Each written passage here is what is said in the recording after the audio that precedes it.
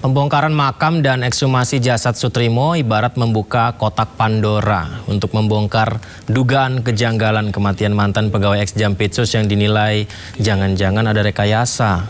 Nah, mampukah fakta hukum terkuak secara benderang tanpa ada intervensi yang menghalang?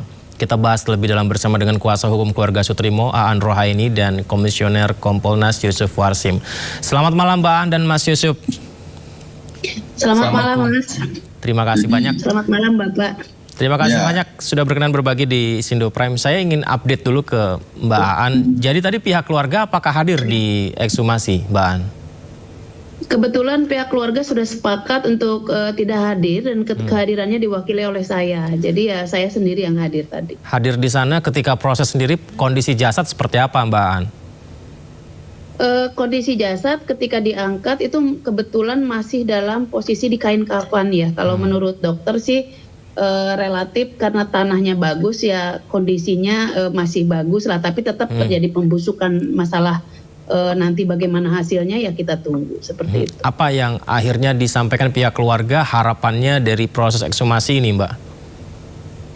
Kalau pihak keluarga sedari awal sebenarnya ingin permasalahan ini terang benderang. Meski dari awal keluarga merasa tidak ada masalah, kematiannya wajar, tapi kemudian ditemukan beberapa kejanggalan ya pada akhirnya untuk sementara menyimpulkan bahwa ini ada masalah yang harus diadukan sehingga kita tahu benar terang benderang begituan ada kepastian hukumnya apakah kematian almarhum Soetrimo ini kematian yang wajar atau bukan. Kenapa? Karena fakta kemudian kan kita beredar di masyarakat bahwa ternyata kematiannya karena dalam kematiannya ada proses di mana dalam hidung dan mulutnya keluar busa. Sementara pihak keluarga sejak awal tidak tahu adanya itu karena jasad diterima dalam kondisi sudah bersih dan juga tidak ada keterangan dari rumah sakit yang menyatakan penyebab kematiannya sebagaimana beredar di media massa. Seperti itu. Jadi yang mendorong pihak keluarga akhirnya berubah pikiran untuk melaporkan dugaan kejanggalan ini karena ramainya pemberitaan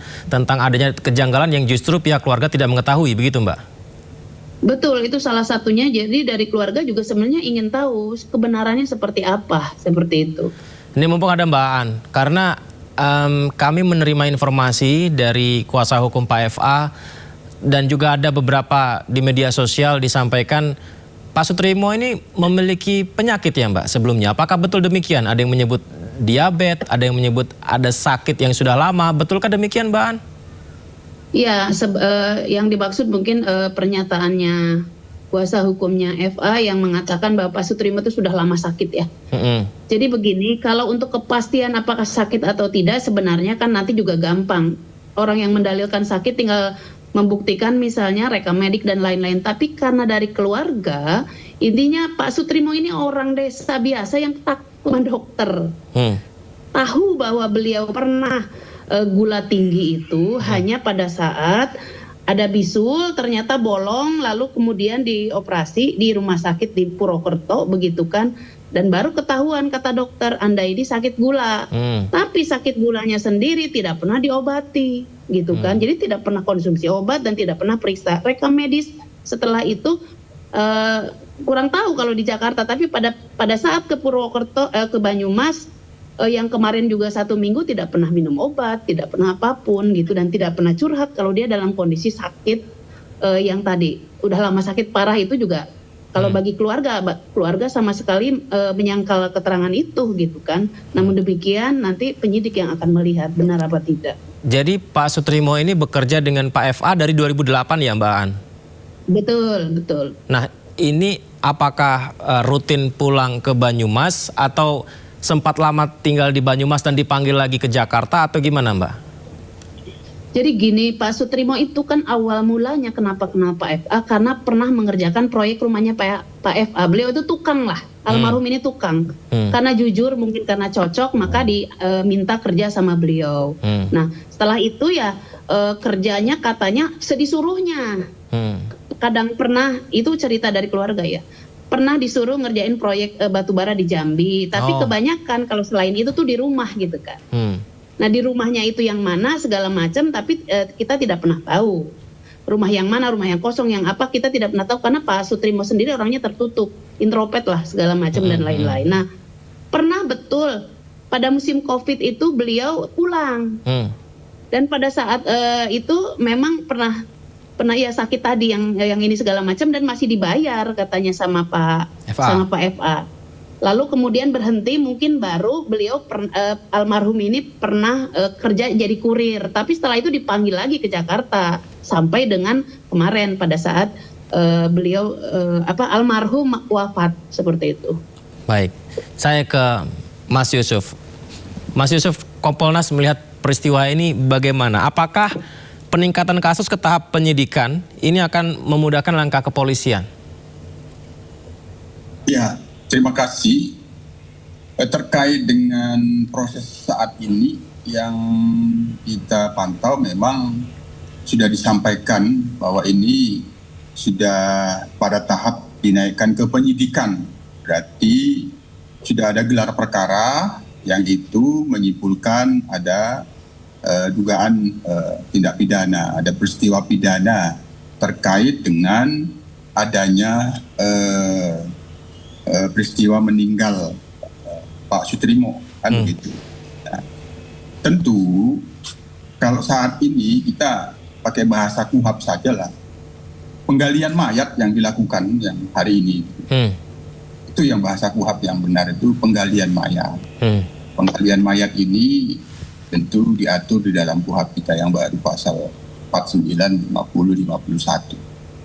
Kepentingannya semata-mata untuk pembuktian. Memang penggalian mayat ini diatur di dalam pasal penyidikan. Artinya secara hukum ini dipahami bahwa memang harus sudah pada tahap penyidikan. Artinya meskipun ini dilakukan penggalian mayat yang sebenarnya untuk mendapatkan keterangan ahli kedokteran forensik yang bisa menjelaskan apa penyebab meninggalnya almarhum Pak Sutrimo ini. Itu secara kedokteran forensik yang tadi sudah dijelaskan oleh tim ahlinya, ya tidak tentu waktunya bisa sampai 2 minggu atau 3 minggu karena harus memeriksa melalui laboratorium forensik, melalui laboratorium kedokteran forensik, dan itu kita tunggu. Walaupun demikian, karena ini sudah pada tahap penyidikan, tentu secara teknik penyidikan, penyidik sudah mengumpulkan bukti-bukti permulaan yang cukup, yang itu menyimpulkan bahwa ini ada peristiwa pidana. Nah, yang bisa saja pada saat diterima jenazah oleh pihak keluarga bisa jadi pada saat pemeriksaan menjelaskan ada hal-hal yang dicurigai atau kejanggalan. Bisa jadi juga mudah-mudahan penyidik juga memeriksa yang bertugas memandikan jenazah. Nah, untuk keperluan penyidikan apakah ada hal-hal yang janggal, ada yang aneh, apakah biasa-biasa saja sebagaimana yang sering ditemukan oleh petugas yang memandikan jenazah itu, bahwa jenazah ini dalam kondisi biasa-biasa saja, barangkali itu mudah-mudahan itu, atau saksi-saksi lain dari sejak ditemukan. Dalam penalaran hukum, kalau dikatakan sejak 2008 seseorang bekerja, almarhum Sutrimo di tempat bekerja itu dan ditemukannya jenazah itu juga di depan klinik, itu apabila dekat pada area tempat tinggal dia bekerja, tentu kita nalarkan secara hukum, boleh-boleh saja kan dinalarkan secara hukum. Masa iya almarhum tidak tahu itu apakah klinik umum atau klinik kecantikan, apalagi apabila diduga klinik itu sudah tidak beroperasi, yang apabila sudah lama di area itu gitu. Nah, tentu ini hal-hal yang perlu digali oleh penyidik, dan mudah-mudahan penalaran hukum ini sudah dilakukan untuk menggambarkan fakta-fakta apa sehingga penyidik kemudian menaikkan tahap penyidikan ditemukannya peristiwa pidana. Tapi yang paling penting lagi bahwa tadi sudah disampaikan oleh Mbak Rohaini bahwa sebagai kuasa hukum memang ada membuat laporan kan, ingin mendapatkan kepastian hukum. Nah, apa yang dilakukan pada saat ini penggalian mayat ini tentu sebenarnya ingin memperkuat alat bukti yang hasilnya itu kan sebenarnya keterangan ahli kedokteran forensik yang akan menjelaskan secara patologi, secara toksikologi atau DNA, jaringan DNA-nya ini apa penyebab kematiannya, yang itu menurut keahlian kedokteran forensik begini-begini, apakah memang ini ada sesuatu di dalam tubuhnya atau memang ini karena sakit. Nah, itu sekali lagi kita tentu mendukung, hanya yang penting penyidik tidak terpengaruh oleh situasi dan kondisi apapun, bahwa apa yang dilakukan penyidik ya kita dorong ya secara transparan dan akuntabel. Ini memang karena ingin mendapatkan kepastian dan penjelasan secara hukum peristiwa apa yang diduga peristiwa pidana ini terkait dengan meninggalnya almarhum Susromo ini, yang disebabkan apa meninggalnya. Ya itu kita dukung sepenuhnya, tapi tentu tidak boleh dikait-kaitkan. Kalau itu ada kaitannya dengan seseorang yang pada saat ini sedang dalam proses penyidikan tindak pidana di lain, tentu itu jangan sampai menghambat. Nah, itu. Jadi ini yang kita dorong. Jadi biarkan soal penyidikan tindak pidana khusus yang berada di tempat lain itu bekerja terus. Ini ya sesuai dengan yang dikehendaki dari pihak keluarga, ingin mendapatkan kepastian hukum. Apabila memang ini ada peristiwa pidana dan ini memang alat buktinya semakin terang dari hasil penggalian mayat ini adalah peristiwa pidana, maka ya kita tunggu segera siapa tersangkanya, sehingga apa yang diharapkan dari pihak keluarga benar-benar mendapatkan kepastian dan keadilan. Itu yang kita dorong, Mas Yudi. Tapi sekali lagi tidak perlu dikait-kaitkan dengan peristiwa pidana lain yang kita harus fokus. Penyidik fokus ada peristiwa meninggalnya almarhum Sutrimo yang itu sudah dikubur dan saat ini dilakukan penggalian mayat karena pihak keluarga ingin mendapatkan kepastian secara hukum dan keadilan karena sudah disimpulkan ini peristiwa pidana, sehingga dalam tahap penyidikan ini dengan melakukan penggalian mayat mendapatkan alat bukti tambahan. Nah, kalau memang nanti tidak cukup bukti ya dihentikan. Tapi ya karena sudah diduga ada peristiwa pidana, kan kemungkinan dari keterangan-keterangan saksi dan petunjuk yang ada, penyidik sudah meyakini. Oleh karena itu, untuk mendapatkan penjelasan secara ilmiah, disinilah diperlukan penggalian mayat dan pihak keluarga menyetujui dan mendukungnya, maka itu yang harus kita dukung.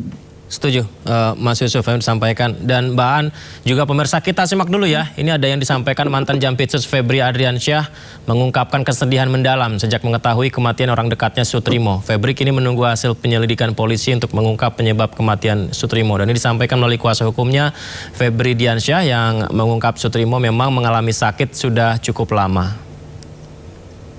Kami dari tim kuasa hukum mendapatkan pesan dari Pak FA dan keluarga bahwa Pak FA dan keluarga sangat sedih dan berduka cita sejak mengetahui kematian almarhum Sutrimo.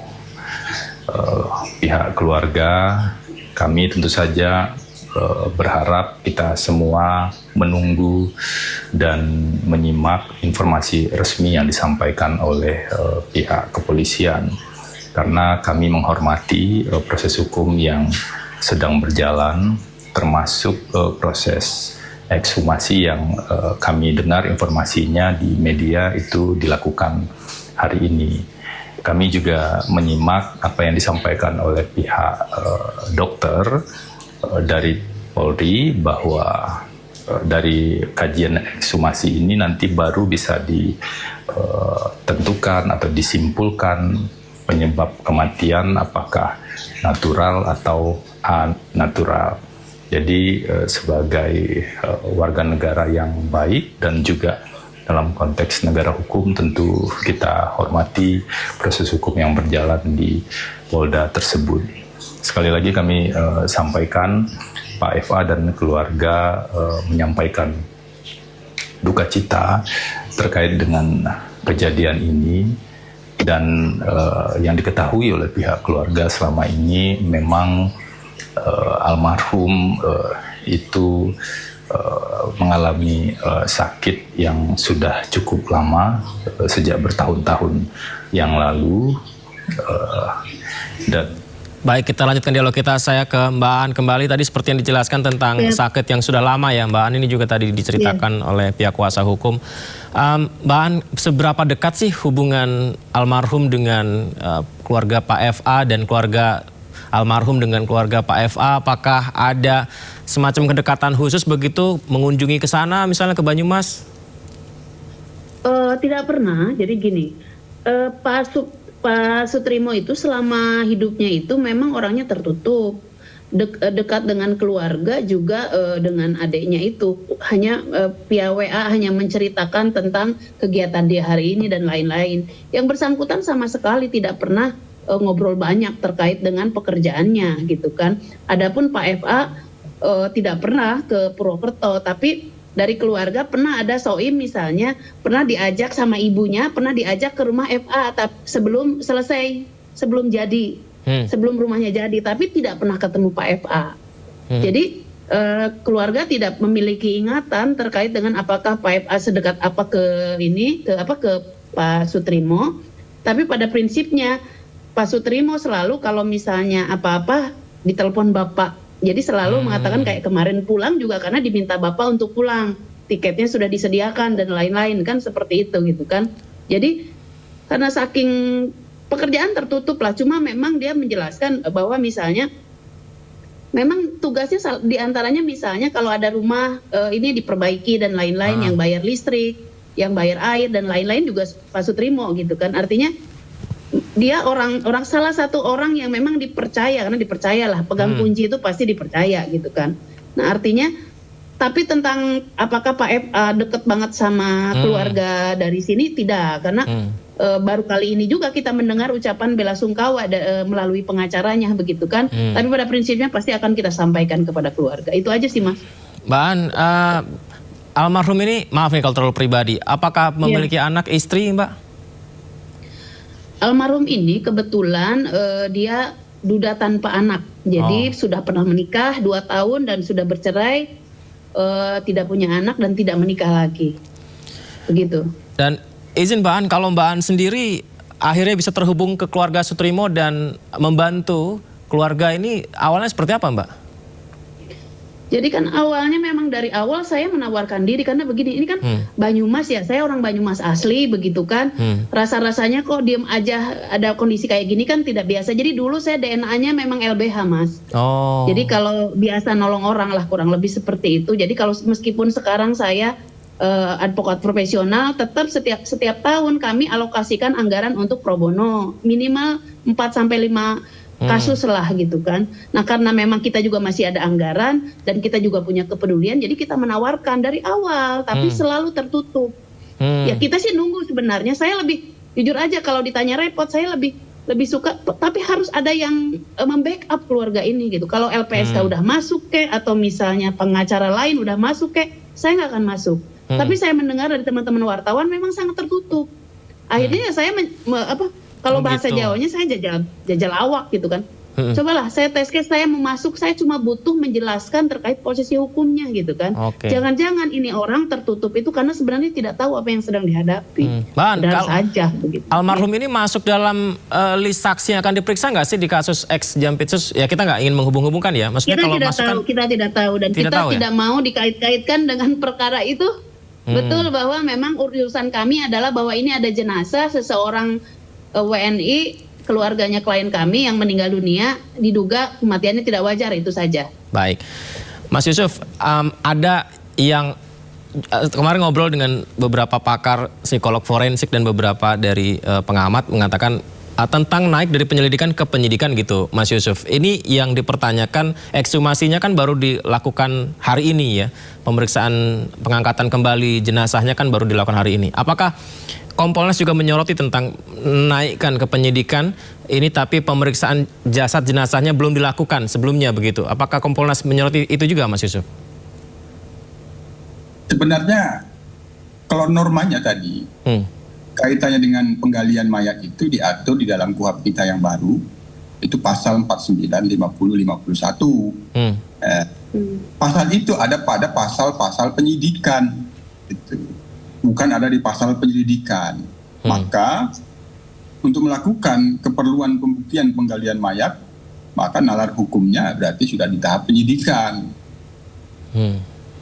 Ini kan kemarin rilis tanggal 10 disampaikan peristiwa adanya jenazah Pak Sutrimo ini dilakukan penyidikan, ada laporan polisi, kemudian pasti dilakukan gelar perkara yang itu disimpulkan ada peristiwa pidana. Maka sesuai dengan KUHP ya dilanjutkan ke tahap penyidikan.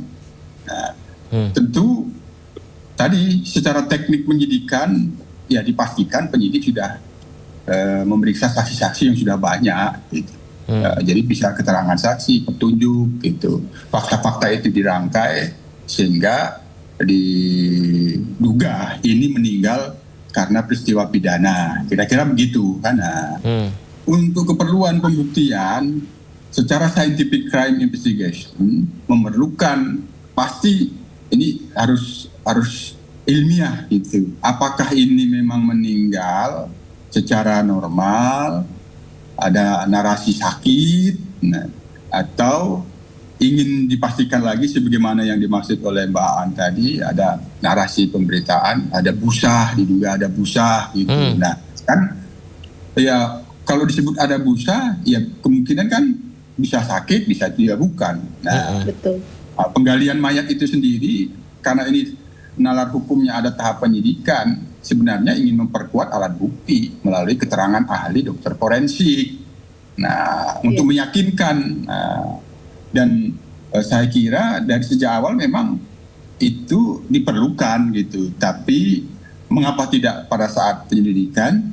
Kalau yang saya baca di dalam KUHP itu ada pasal penggalian mayat itu di pasal penyidikan masalahnya. Nah, jadi tetap kita dukung. Yang penting sekali lagi tadi Mbak Aan sebagai kuasa hukum pihak keluarga dan almarhum sudah memposisikan betul, kita jangan mengkaitkan dengan peristiwa pidana lain. Maka kita kawal proses penyidikan ini terkait dengan apakah ini dibunuh, ada peristiwa pidana lain, atau melalui keterangan dokter forensik hasil penggalian mayat ini akan semakin terang terkait dengan ditemukannya jenazah yang itu diantar ke rumah sakit dan sudah dikubur, diterima oleh pihak keluarga. Dari pihak keluarga sendiri sudah memutuskan melakukan upaya hukum, membuat laporan di Polres Banyumas, kemudian dilimpahkan. Nah, ini kan harus terus berlanjut. Nah, jadi kita tunggu saja. Kalau memang pada akhirnya kematian yang bukan disebabkan oleh apapun, misalnya keterangan ahli ini biasa-biasa saja, meninggal sakit, ya berarti hasil penggaliannya tidak mendukung pembuktian. Selanjutnya kan nanti akan dilakukan gelar, apakah memang tidak cukup bukti, ya dihentikan. Namun sekali lagi, transparansi dan akuntabilitas penyidikan ini harus kita kawal, profesional, tidak terpengaruh oleh peristiwa lain yang kaitannya dengan peristiwa tindak pidana khusus yang dimaksud tempat bekerjanya Pak Sutrimo ini, biar itu berjalan, karena ini ada peristiwa jenazah yang itu diantar ke rumah sakit, terus kemudian diserahkan kepada pihak keluarga, sudah dikubur. Tadi pada saat ini pihak keluarga membuat upaya hukum, ya itu kita dukung saja Mas Aan dan kita kawal gitu. Ya, baik. Baik Mas Yusuf dan Mbak Aan, salah satu bentuk dukungan dan mengawalnya adalah ya dengan dialog-dialog seperti ini, semoga saja nanti bisa membuka tabir sebenarnya ya. Mas Yusuf, Mbak Aan, terima kasih banyak. Izin nanti bisa kita undang kembali ya untuk berdialog. Oke, sehat selalu. Terima kasih. Selamat malam, Terima semoga kasih lancar. Bapak. Terima kasih. Assalamualaikum. Informasi lain, pemirsa, Menteri Keuangan berbahaya pastikan Kemenkeu akan ambil alih penyelesaian utang kereta cepat Uwus. Usai jeda di Sindo Prime.